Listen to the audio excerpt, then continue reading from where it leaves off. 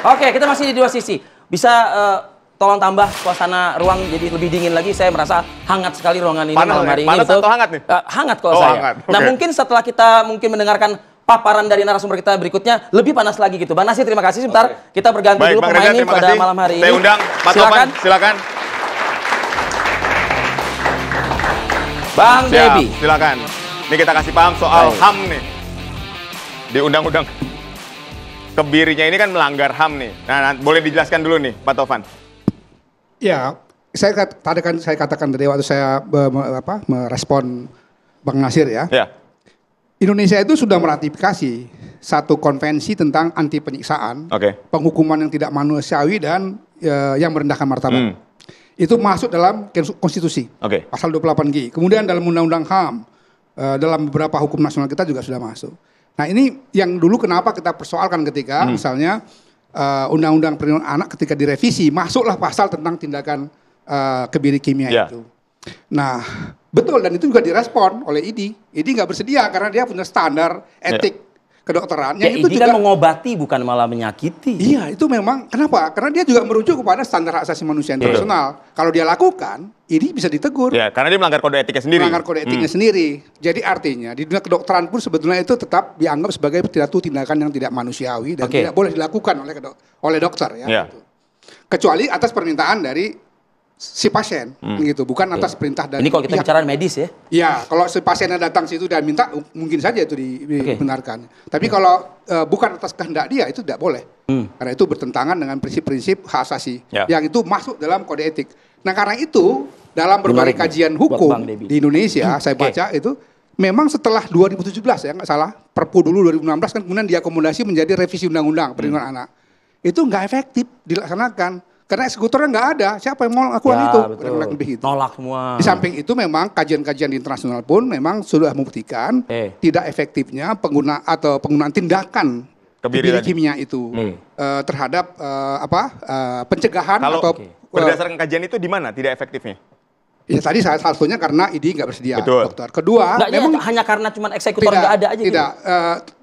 Dalam prakteknya, dalam kenyataannya, orang-orang yang sudah dikebiri, seperti yang dikatakan oleh Bung Reja, kemudian memang tidak berhenti setelah kan kebirinya punya efek tertentu. Iya, punya batas tahun, 2 tahun. Setelah kebirinya itu efeknya hilang, dia kembali lagi karena memang ini orang yang sakit jiwa. Sebayangkan itu ada mahasiswa PPDS, dia memperkosa dengan dia bius dulu. Betul. 3 korban. Di mana normalitasnya itu? Nah, jadi orang-orang ini sebenarnya orang nggak normal. Atau dulu saya kan puluhan tahun nangani gini ya. Anak-anak jalanan misalnya disodomi oleh orang dewasa. Yang menurutnya, wah ini di mana? Jadi menurut Pak Tovan, yang berpendidikan dan nggak berpendidikan sama, ini karena ada sakit jiwanya gitu. Jadi orang sakit jiwa ini nggak bisa diatasi seperti itu. Yang itu yang pertama. Yang kedua, ini ada standar ya internasional yang sudah sekarang disosialisasikan. Sayang di Indonesia itu hanya Kemendikbud yang sudah melakukan. Zaman Pak Nadiem. Ya, apa itu? Ya itu tentang ada satu peraturan yang memaksikan semua universitas. Setelah ada kasus-kasus dulu kekerasan dan pelecehan seksual di kampus-kampus, kemudian kampus-kampus disuruh bikin satgas, suruh bikin SOP. Bagaimana mekanisme pengaduan dan macam-macam dibikin. Tetapi ternyata hanya itu juga tidak berjalan baik. Buktinya terjadi lagi di kampus ternama UGM. Bahkan lebih jauh dari pelecehan, tapi justru perkosaan. Dan dilakukan oleh oknum guru besar. Di Kementerian Kesehatan juga belum ada satu polisi kebijakan yang disarankan oleh PBB itu nggak dilakukan. Ini yang kejadian kebetulan pasien ya. Saya mengamati misalnya di fenomena PPDS. Itu sebetulnya anak-anak PPDS-nya juga berbahaya dalam situasi yang vulnerable. Nah, Bang Debbie, saya ke Bang Debbie nih. Kalau tadi dikatakan mungkin ya tidak efektif dan lain sebagainya. Suara korban seperti apa sih? Jadi gini, Pak. Bahwasannya korban kan pertama sangat tertekan. Kedua dampaknya bukan hanya saat ini, tapi masa depan. Bukan hanya korban, tapi pihak keluarga, saudara, lingkungan, bahkan sekolah atau tempat kerjanya. Berbicara mengenai manusiawi, lebih tidak manusiawi bagaimana? Pelaku melakukan tindak pidana kekerasan seksual. Apalagi ini dilakukan oleh oknum dokter yang notabene melakukan kesehatan, melakukan melindungi, menyembuhkan seseorang, tapi malah melakukan tindak pidana kekerasan seksual. Di sini yang menurut Anda mengoyak itu tadi? Sangat mengoyak. Di dalam banyak sekali kasus yang ditangani ya. Bahkan ketertekanan itu dimulai ketika dia sudah jadi korban, dia nggak punya keberanian mengadu. Makanya banyak sekali kasus yang silent. Komnas Perempuan misalnya menemukan tiap tahun ada laporan 4.000-an kasus. Sebetulnya kasusnya lebih besar dari itu. Karena apa yang membuat mereka silent dan nggak mau melapor? Mungkinkah jangan-jangan karena sosial implementasi hukumannya yang hanya sekedar penjara? Ini Mas ya, saya contoh aja ya. Jangankan yang sampai perkosaan. Seorang perempuan, ini cewek-cewek ini anak-anak musuh ini, dapat pelecehan aja. Nilai sosial kita itu membuat dia nggak mau ngadu, takut karena nanti dianggap sesuatu. Ada stigma dari masyarakat. Ada stigma. Katakanlah ini dari seorang perempuan ya, punya calon suami gitu. Ketika misalnya dia terpublish bahwa dia mengalami pelecehan seksual, dia yang dapat korban berikutnya diputus sama pacarnya. Nah, untuk itu berilah koridor agar para korban ini mau speak up. Salah satunya kan adalah dengan efek jerah tadi. Di Undang-Undang TPKS misalnya ada perubahan yang sangat bagus ya. Beda dengan KUHP yang sebelumnya tentang perkosaan, pelecehan seksual. Apa itu?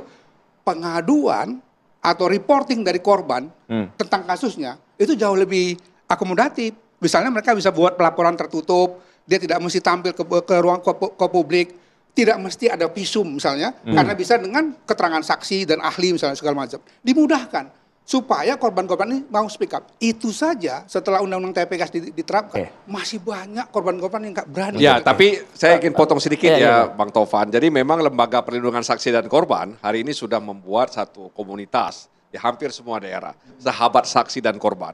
Yaitu karena berangkat dari ketidakberanian, faktor malu, dan lain sebagainya. Jadi sahabat saksi dan korban itu diharapkan bisa menjadi tempat untuk melaporkan, mengadukan peristiwa-peristiwa pelecehan seksual yang dialami oleh perempuan atau siapa saja, ya, sehingga kemudian dia berani melakukan itu. Tapi di sisi lain juga kita harus sadar bahwa budaya hukum kita itu kan belum begitu baik, budaya hukum kita tadi itu. Jadi edukasi, sosialisasi dan macam-macam lah itu. Ya itu kan itu belum bisa kita jalankan dengan baik. Artinya mau mengatakan bahwa silent yang dilakukan korban itu karena mereka tidak percaya hukum gitu? Ya bukan karena tidak percaya hukum. Mereka kemudian tidak tahu mau mengadu kepada siapa. Kemudian juga dia tidak artinya karena faktor pendidikannya dan lain sebagainya. Sehingga dia pasrah dengan apa yang dia alami. Jadi sahabat saksi dan korban itu kan diharapkan hadir bisa membantu mereka. Banyak kejadian, apalagi di pelosok-pelosok masyarakat yang tinggal di pedesaan. Mereka nggak berani ketika ada diviralkan oleh media sosial, baru kemudian berbondong-bondong orang memberikan komentar, kemudian aparat penegak hukum baru masuk dan lain sebagainya. Apalagi rata-rata kebanyakan pelaku perkosaan atau kekerasan seksual itu adalah orang-orang yang dekat dengan korban. Bisa jadi adalah saudara tiri, saudara kandung, keluarga batih atau keluarga besarnya. Internal domestik begitu ya. Bisa jadi itu di institusi pendidikan, bahkan di institusi pendidikan boarding school, kemudian juga di perguruan tinggi. Terus terang saya dosen. Saya tahu betul bagaimana di kampus itu juga sering terjadi pelecehan-pelecehan, tapi anak-anak mahasiswa ini nggak berani buat pengaduan itu. Karena soal ada relasi kuasa antara orang-orang yang di atasnya, senior atau dosen kepada mahasiswanya.